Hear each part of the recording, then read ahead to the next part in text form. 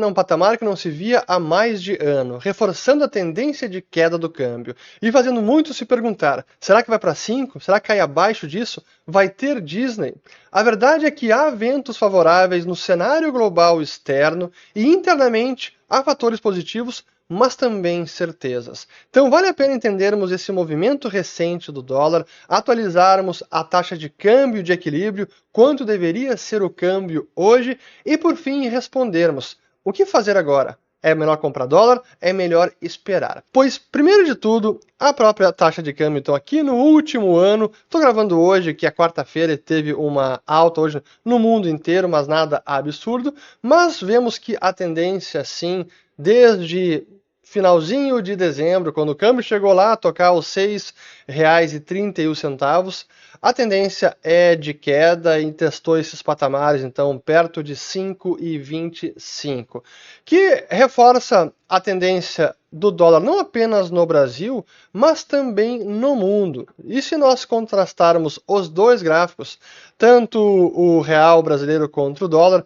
quanto o Dollar Index, o DXY, o gráfico é praticamente o mesmo, então sim, o dólar tem se enfraquecido no mundo. Sempre reiterando que essa é a política velada do governo Trump, o Scott Bessent defende essa ideia, embora explicitamente eles sempre desconversem e digam que não, o dólar é para ser a moeda hegemônica, queremos o dólar forte, mas a gente sabe que na verdade é enfraquecer a moeda americana, como já demonstrei em vários vídeos, vou colocar aquele vídeo desde o início do governo Trump sobre o acordo de Mar-a-Lago. Mas voltando, então este é um vento externo favorável, é uma política de desvalorização do dólar perante todas as demais moedas, e isso favorece, sem dúvida, o Brasil. Além disso, nós estamos numa conjuntura em que aqui a taxa de juros segue muito elevada, o Banco Central soltou a ata essa semana também reforçando a ideia de que manterá os juros em 15% sem nenhuma perspectiva de corte, porque ele quer ter certeza que isso vai fazer a inflação convergir para a sua meta de 3%, e está bem distante.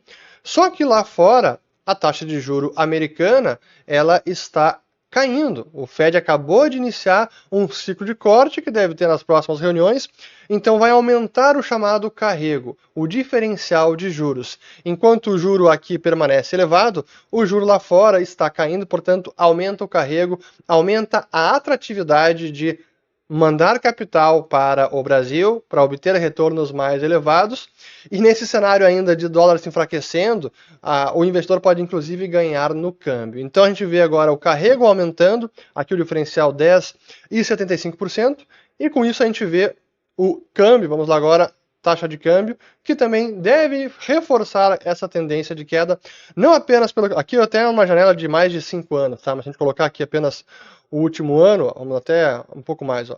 Então o dólar vem aqui caindo e o juro, o carrego está subindo. Então esses são sim ventos favoráveis lá fora e também aqui por conta deste carrego. E o fiscal nisso tudo? Bom, aí está a incerteza. Mas dada a calmaria recente e até a estabilidade relativa na política, tivemos agora a condenação de Bolsonaro, está se desenhando o cenário eleitoral para o ano que vem, então muitos ruídos estão ficando para trás. É certo que precisaremos de ajuste fiscal já precisamos agora, mas certamente a partir de 2027 é absolutamente necessário. Mas enquanto há uma expectativa de mudança de governo ano que vem, ou de que se esse governo for reeleito haverá um ajuste, o mercado está apostando que o fiscal não irá para o brejo completamente porque haverá um ajuste. Se não houver ajuste, bom, aí é o caos e aí cenário de dólar de volta para 6, 6,5, sim.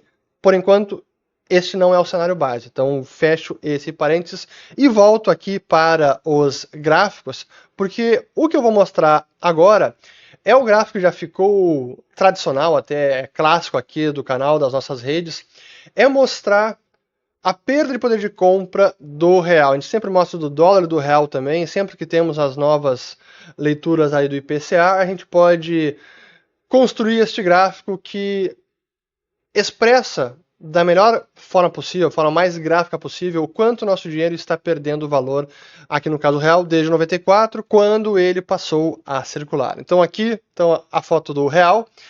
Agosto de 25, que temos o último IPCA, o real chegou a um poder de compra de 11,71 centavos. Então, R$ 11,71, quase 89% de perda de poder de compra desde que o real passou a circular em julho de 94. Então, logo chegaremos ao marco histórico e simbólico de 90% de desvalorização da nossa moeda. Este, então, é o gráfico que expressa a desvalorização da nossa moeda desde que o real passou a circular. Então, de R$ 100 de poder de compra, então, agora teria apenas R$ 11,71, quase 89%. Estamos próximos ao marco simbólico histórico de 90% de perda de poder de compra do nosso real. Pois é, e ainda assim a nossa moeda menos piora.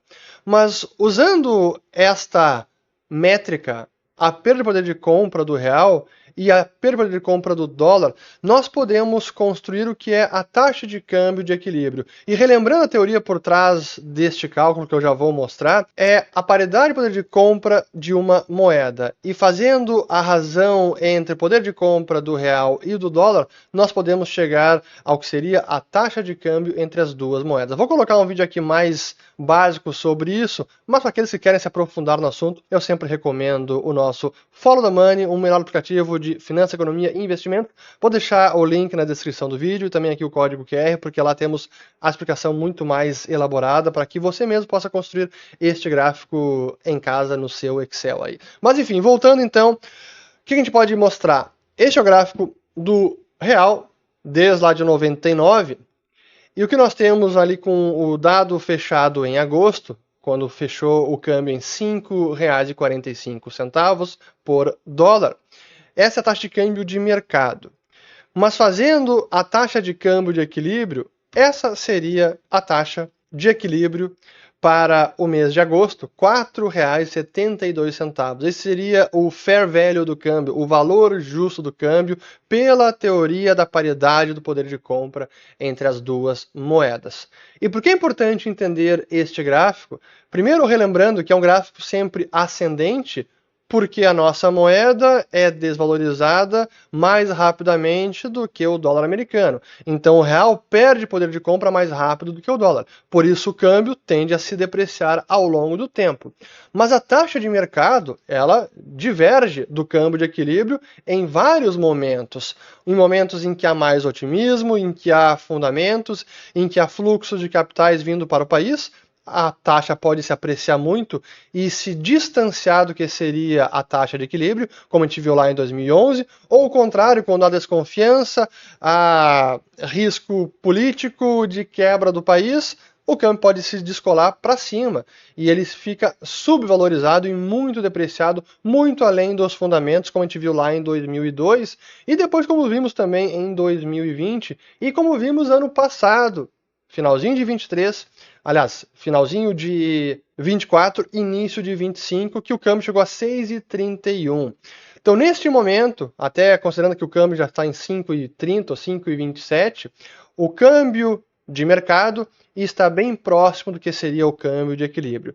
E é importante entender o câmbio de equilíbrio como sendo uma força gravitacional, em que o câmbio de mercado tende a reverter a média, ou tende a gravitar em torno do câmbio de equilíbrio. E quando há deslocamentos muito bruscos, a tendência é que o câmbio volte para perto, próximo do que seria o câmbio de equilíbrio. Essa é a forma de entender esta métrica. Colocando em gráfico de variação, este é o percentual em agosto, seria 13,4%, é o quanto que o câmbio está subvalorizado em relação ao câmbio de equilíbrio, aos seus fundamentos, e com o câmbio em 5,27, aí a diferença seria ao redor de 10%.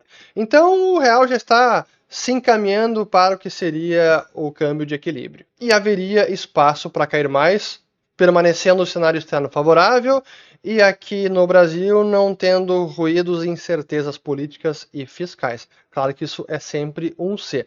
Mas enfim, outro dado favorável que tivemos nesses últimos meses é o próprio balanço de pagamentos, que eu não vou entrar aqui no detalhe mais extenso. Nos últimos 12 meses houve sim uma saída líquida de reservas de 28 bilhões de dólares, mas nos últimos 3 meses houve um superávit no balanço de pagamentos na ordem de 0,17% do PIB. Então, melhorou. Tanto é que as nossas reservas, deixa eu botar aqui no gráfico do Banco Central do Brasil, ó, nossas reservas internacionais, que depois da saída forte que tivemos no final do ano passado, voltou a se recuperar e chegou agora em agosto ao nível de 350 bilhões. Então vejam só, né? Terminou o ano com cerca de 329 bilhões e aumentou em 20 bilhões de lá para cá. Então os fluxos de capitais ajudam a explicar esses ventos favoráveis para a queda do dólar. E antes de encerrar, vamos analisar pela ótica do famoso índice Big Mac, sim, o seu Big Mac Index,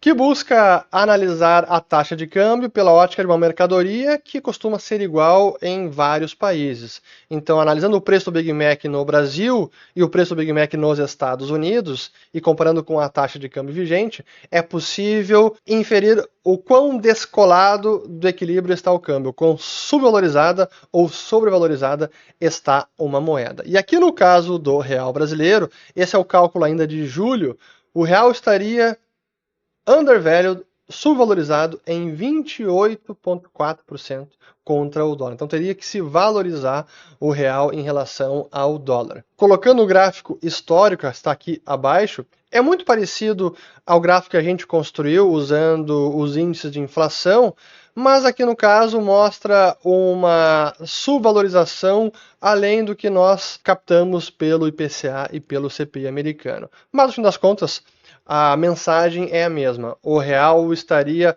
mais desvalorizado que os fundamentos justificariam. Por isso, há espaço, pela ótica, pelos fundamentos, para o real se valorizar mais. E aí, encerrando com a pergunta, bom, então devo comprar dólar? Devo esperar? O que fazer? Vai cair mais logo? Ninguém sabe. Não vou chutar aqui no curto prazo para onde vai o câmbio. E a resposta que eu dou costuma ser a mesma. Basta olhar os vídeos passados dos últimos anos sobre dólar, que é a seguinte. Se alguém tem viagem marcada para o exterior ou tem alguma necessidade de usar dólares no curto prazo, o ideal é sempre aproveitar momentos de queda e ir adquirindo moeda estrangeira, já que você vai necessitar para um uso pessoal, viagem, etc., pagar a faculdade de filhos, vai saber qual é a necessidade. Então, caiu o câmbio, aproveita, compra um pouquinho, vai fazendo um preço médio para suas compras. É assim que eu faço no meu caso pessoal. Mas para aqueles que buscam dolarizar como proteção de patrimônio ou preservação de patrimônio, a dica também é a mesma. Tem gente que defende a ideia de esquece o câmbio e dolariza tudo de uma vez só, para quem nunca fez isso. Eu acho mais prudente realizar essa estratégia ao longo do tempo, aproveitando janelas, esperando quando o cenário estressa demais, como foi no ano passado, quando o dólar chegou em 6,31, e agora que está em queda, você vai cair para 5,20 ou 5 ou até abaixo de 5? No curto prazo, eu não tenho ideia. Mas como a estratégia de dolarização e preservação de patrimônio não é para 6 meses, para um ano, é para a vida toda, não importa muito. Então, realize a estratégia de dolarização ao longo do tempo. E com isso eu encerro, e claro, fazendo a recomendação de que, para quem quiser falar com um profissional sobre como dolarizar e como cuidar do patrimônio, fazer um planejamento patrimonial, converse com a Liberta Wealth. Vou deixar aqui o link na descrição do vídeo, código QR na tela, que aí um profissional pode dar uma ajuda customizada atendendo às suas necessidades pessoais e familiares. Agora sim, encerro esse vídeo, compartilhem, se inscrevam no canal, ative o sininho e volto no próximo. Valeu!